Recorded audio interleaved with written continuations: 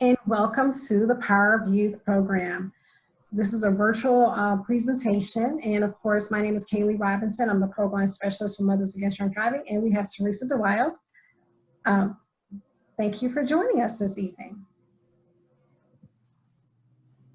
Of course, this is going to be game time.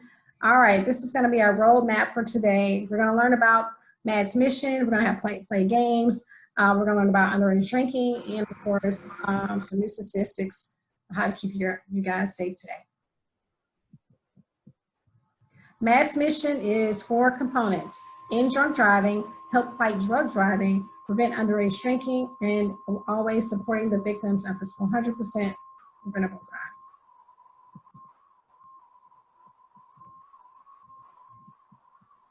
Of course, asking yourself, how do I see myself in 10 years? How could getting involved with alcohol and other drugs impact where I want to be? And what situations may come up or already have come up that are getting in my way? Dun, dun, dun, dun, game time. All right, Teresa, let's hit it off with number 1 with mad facts. What year was the drinking age set to 21? Oh, we have someone who wants to take a guess. Miss Cynthia, would you like to try? She is guessing C. Congratulations, that is correct. It is C. In July of 1984, President Reagan signed into law the Uniform Drinking Act, which made it mandated by all states to adopt 21 as the legal drinking age. By 1988, all states had set the drinking age to 21 as the minimum drinking age. Of course, we know more now. Back in 1984, they were always promoting cigarette. Just imagine this: smoking a cigarette while you're expecting, drinking alcohol when you're clearly under 21. We talk about myths, okay? Europeans let their kids drink under the age of 21. And of course, they think now, we come to America and there's clearly a problem. And actually, a greater percentage of young people in a majority of Europe reported binge drinking at a higher rate. Binge drinking meaning a lot in a little bit of time, okay? Young people, so understand that is totally a European myth. Number 2, Teresa, are you ready? Okay, so what age does the brain finish developing? We have late teens, mid-20s, 35-ish, or 40s. I don't know, I'm 40. I don't think I'm done developing yet. Oh, we got some guests here. Denise says B. Cynthia says B. Which one is right? Oh, yeah, you girls are real smart. So yeah, it is the mid-20s. And if you look at the brains that we have up here on the screen, you'll notice that on the left, the very far left, is the 5-year-old brain, where you have the frontal cortex is where everything is developing. That teaches you like how to remember things, your basic learning skills like tying your shoes, basic math, all of those wonderful things that you lose that you're going to retain as you learn different things throughout your developing years. And then you have your preteen brain there. It's the same type of learning aspect when you have those growth spurts as you're growing up. So your preteen brain is the same one, how everything is, you're learning all those things that you're going to retain. And then you have your 20-year-old brain, and everything is continuing to structure, and everything is starting to slow down in your development. Everything is retained. You're still going to learn things, but you're going to have to learn them more as a repetitive type instance. So if you introduce any type of drugs or alcohol into your system too early, those prefrontal cortexes or your executive functions are going to be harder for you to learn as you continue to age if you introduce drugs or alcohol into your system. Definitely. This goes back to the whole thing about how old you have to be. So you have certain aspects of your life that you have to be a certain age to do certain things. Like you have to be 35 to be president, you have to be 18 to join the military, or you have to be 25 to rent a car. Number 3. Okay, which drug is the most addictive?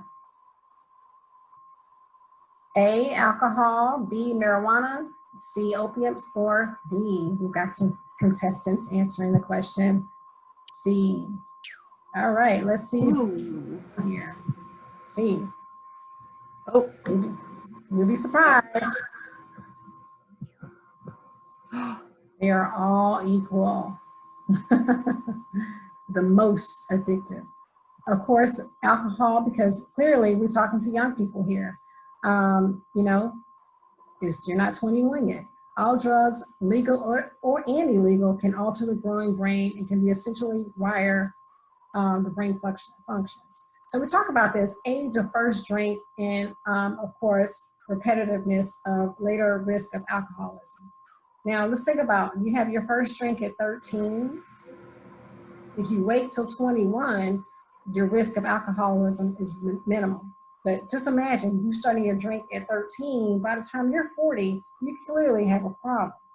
Okay, the younger you start, the greater the risk of truly having a problem with alcohol disorder. Now, if you're already drinking, young people, quit now. Marijuana. Some people think, oh, okay, it's okay to smoke marijuana versus having a drink even under the age of 21. It's clearly a myth. Marijuana is safer than other drugs than alcohol because it's not as addictive. That's clearly a myth. Fact is, 1 in 6 people who start smoking marijuana become addicts. In 2018, over 4.4 million people were diagnosed with a substance use disorder, specifically to marijuana. Now again, marijuana is not the same marijuana as in the 70s. Your THC level is truly high, higher than it used to be. Cannabis and marijuana is addictive. 4.4 million people have been diagnosed with an addiction disorder. And after 3 weeks of smoking it, you clearly have an impairment still. So what if I'm not the one with the problem? A lot of the youth that we talk to throughout all of the programs that we do, they always wonder if their friends are the ones that have the problem. So don't be afraid to ask them or talk to them about how you feel about the problems that they may have, and let them know that you're worried about it. There's nothing wrong with being worried about a friend, and always let them know that you're willing to help them in any type of situation that they have, and let them know about any type of resources that are available to them, whether there's a trusted adult that you know or counselors in the area. Know that there's hotlines available to them, and also let them know that there's lots of other things that are available to do that don't have anything to do with any drugs or alcohol. All right, number 4, mad facts. Why do teens drink? Social media, television, peer pressure, or all of the above? Let's see who's correct. D. Some people are saying. That's correct. Monkey see, monkey do. As humans, we always think, okay, I want to do what my friend is doing because it's a natural reaction. But in truth is, people want to say, if you're saying no, I might follow that crowd that's saying no. What would you do in a situation? We always do skill sets and doing some presentation and role playing. And if you guys were in my group, in my classroom, and we do presentations and small groups, I will have you in different skits to talk about, okay, what's the first thing you do when somebody gives you a cup and you don't know what's inside the cup? And then, of course, you say, well, I'm not 21, or I don't know what's in the drink. It's okay to make your choices. Use your voices, okay? So in situations, you're hanging out with friends, somebody says, let's do this, like you see, like you do. The group starts talking about marijuana and alcohol at the party. It's okay for you to use your voices to get out of those situations, okay? And in our book, our Power of Youth book, it tells you different ways to get out of those situations very clearly. I'm not 21, I have goals, it's okay, I have other things to do to get you clearly out of those situations very quickly.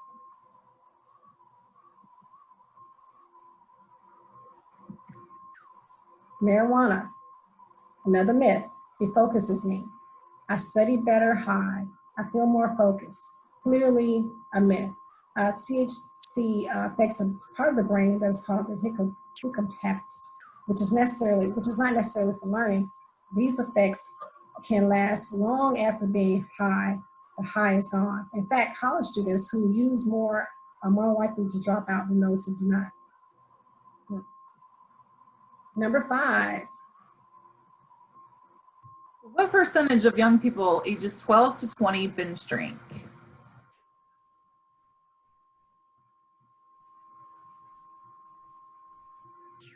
So we have D.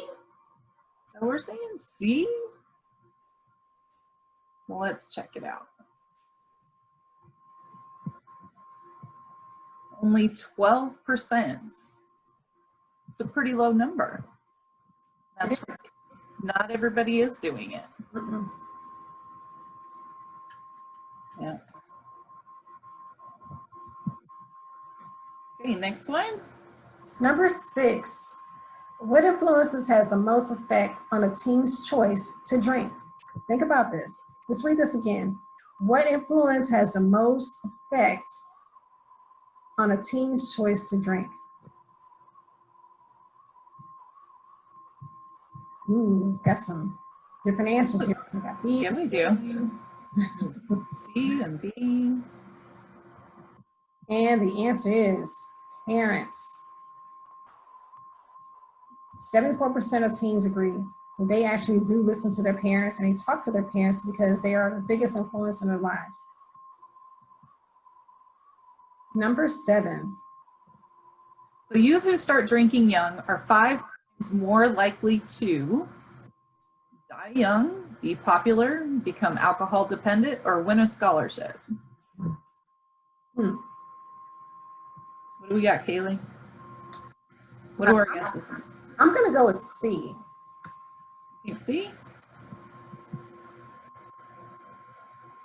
That's right.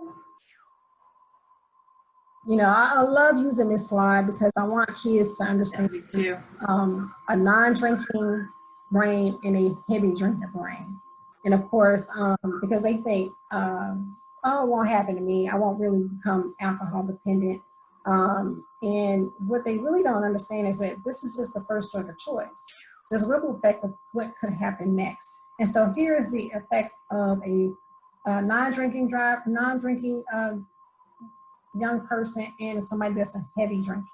So look at the brain development and the brain effects and damage on the brain. Okay, look at the right brain. There's clearly no cognitive thinking there. So you see heavy, there's less pink stuff going on. And of course, underage alcohol has a long-lasting negative effect on learning and memory functions. And then the kicker with this one is this brain here is 2 weeks alcohol free. Mm.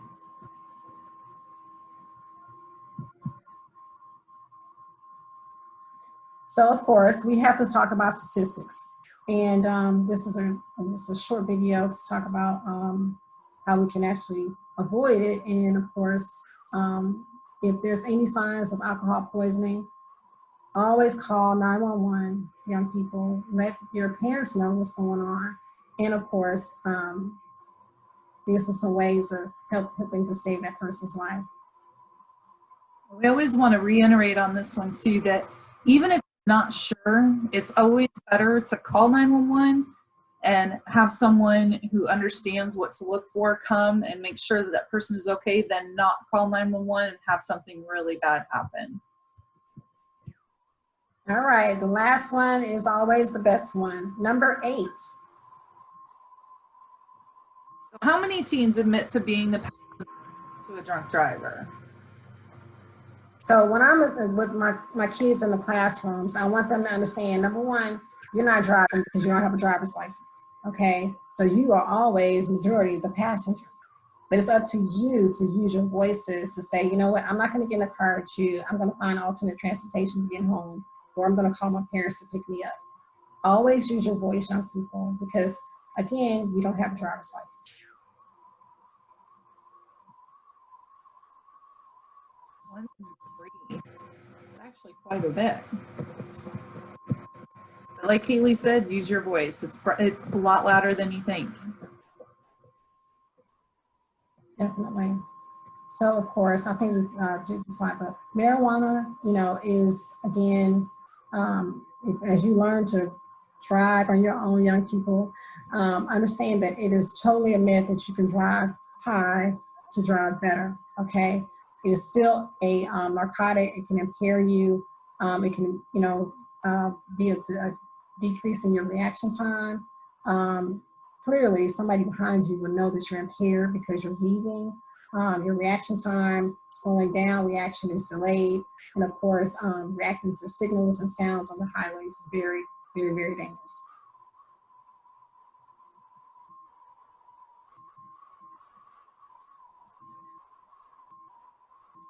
So here's our evidence-based curriculum. It is always, you know, available to download. Go to Power of Youth at the MAD.org website. It's free. We can mail you out one. We're trained in this curriculum. We can do presentations for your peer groups, your PCAs, your sports activities, your groups like that. And it's very, very easy. How you can role play with your young people, gives you different styles, how to deal with peer pressure, techniques in speaking words to get out of those situations. Make sure you use your voices, please.